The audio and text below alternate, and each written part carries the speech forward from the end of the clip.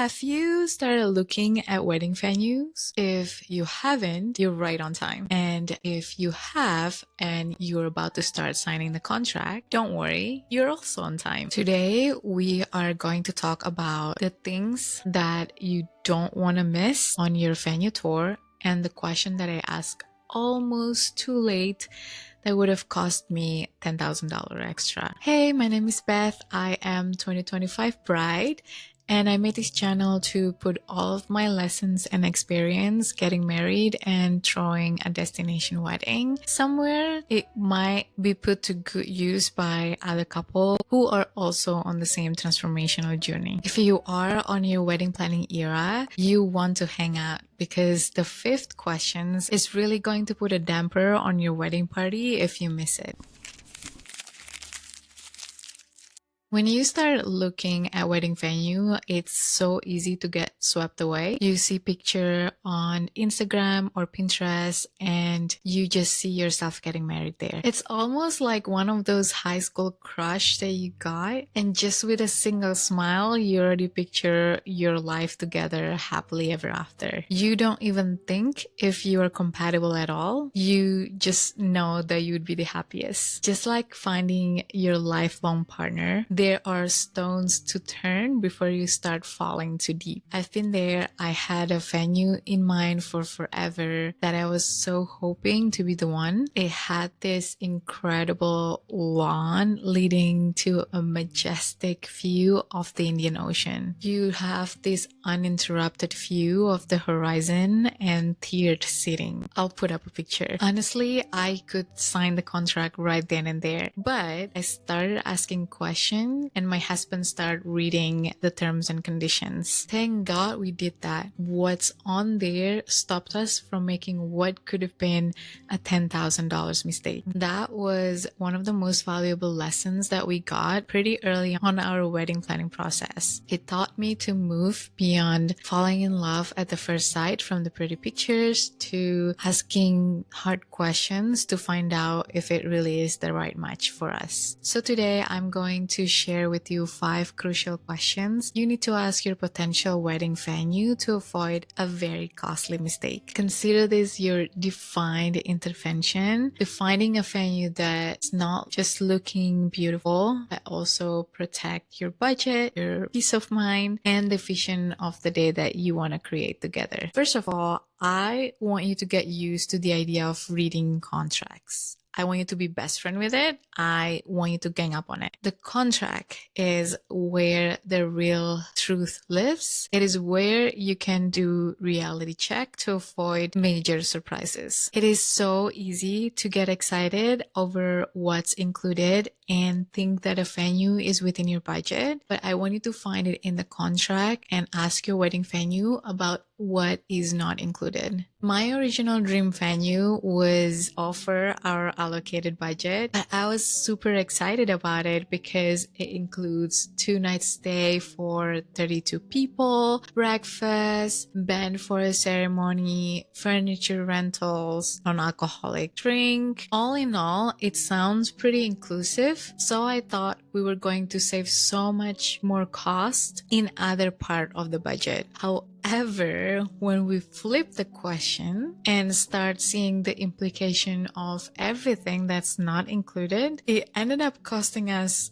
more than we care to afford. Things like alcohol package that is not included, but we would have to go with their vendor. So we would be locked into whatever price and inclusion that they have for the beverage package, when I would be able to get something similar for better price somewhere else. There were also vendor fee that they charge per vendor that we bring from outside, even though they don't have option for that particular vendor. So we would have to pay the vendor fee for sounds, lighting, entertainment, decoration that we would have to hire from outside of the venue anyway. So for sure, we're gonna have to bring some vendors from outside the venue, and we just have to pay a fee for that. Wedding cake is not included in their package, and they don't provide option for me to get a cake from them, but I would still have to pay an extra fee per person for a cake cutting fee which would end up costing me an additional $500. I bet you all of this little cutesy additional charge wouldn't be part of the things that your associate will highlight when you do your venue tour unless you're asking for them. They will wave their hand around and say, you get this and you get that, but they're not going to say upfront about what you don't get and the implication on the final charge to your wallet. So be very detailed. Make sure everything that was mentioned on your venue tour was included in the contract. If it's not written, it doesn't happen. And ask what is not included based on the contract. A lot of the time, because this would have been the first time you plan a wedding, you wouldn't know that you would need something for your ceremony until much later. Ask them what are the things that you should consider getting based on other couples who have similar guest count.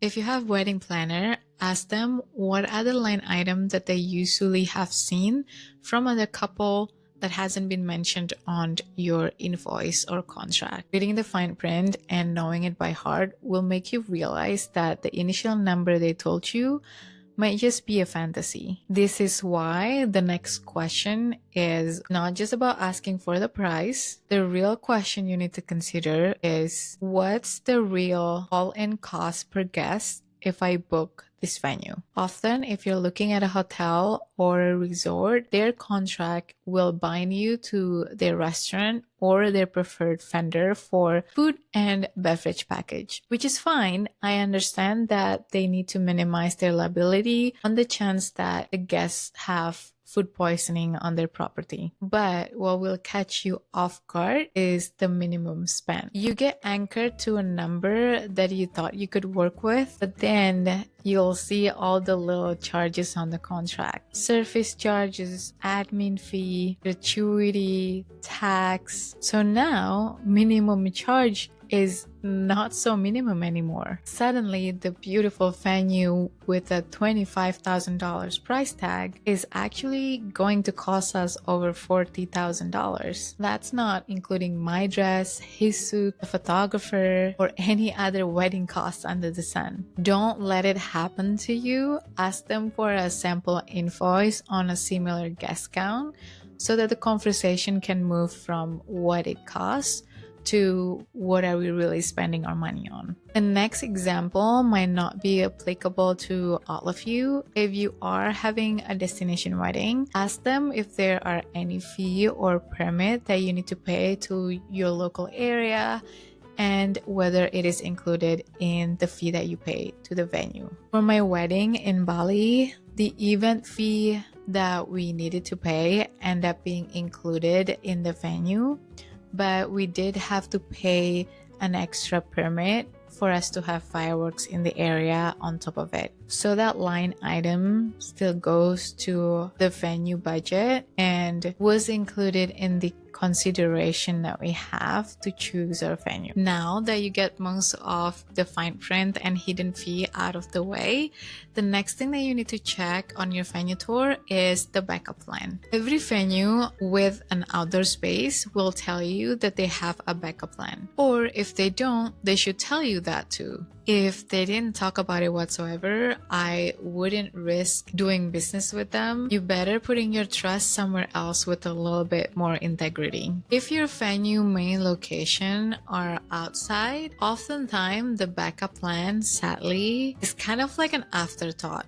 That's why it's important for you to also be happy with the plan B. This venue that we were gunning for in the beginning would just move the event to a reception ballroom, which would have been fine, or so I thought, until I saw the windowless hotel ballroom that could have been anywhere in the world. It had none of the magic I had fallen for and I would have gone over budget for. Then I started thinking, where would the reception happen?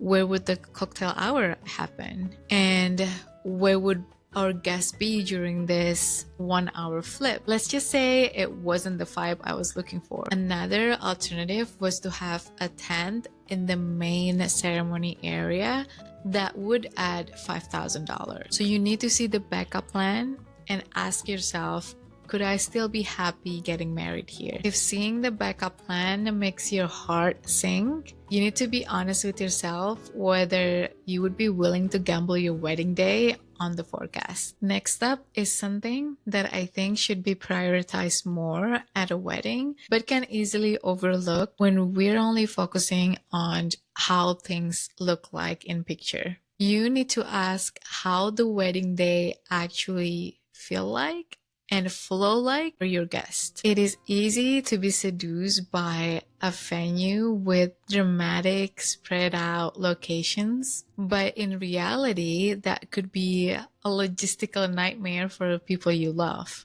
I remember loving all of the beautiful spots that I could have taken picture in, but realizing that my guests would have to rely on the available resort's golf cart to get to my venue, and there might be a line waiting to be transported. I started to really think about all the grass and the hills and the fact that there is zero shaded area. It prompted us to think, do we need one of those giant outdoor fans? If so, that would need to be included in the budget if we book this venue. I also looked into the guest room that they included in the package, and it was highly overpriced. I could get a better price for a better quality room out there. Suddenly, this Instagram perfect venue started to feel thoughtless. I started to realize that planning a wedding is an act of hospitality too. And if we want to be a good host, we would need to think about our guests' comfort. All of our guests at our wedding were traveling from afar, and we wanted to make them feel at least taken care of and comfortable because they have given us a lot of their time, money, and energy to be there for our wedding. So when you're at your venue, physically walk the path that your guests would walk on. Is it well lit? Or when they leave at night, are bathroom accessible? Ask your coordinator to walk you through the day from your guest perspective. This last one is something that you may overlook when choosing your venue, but it has the power to decide whether your days ends on a high note or you crash it. Two details that I want you to ask are, when does the amplified music has to be completely off and the guests have to be out of the building? And by when all of your decor and party details have to be cleared out? Some venues not only have a music curfew, they also have an overall event curfew.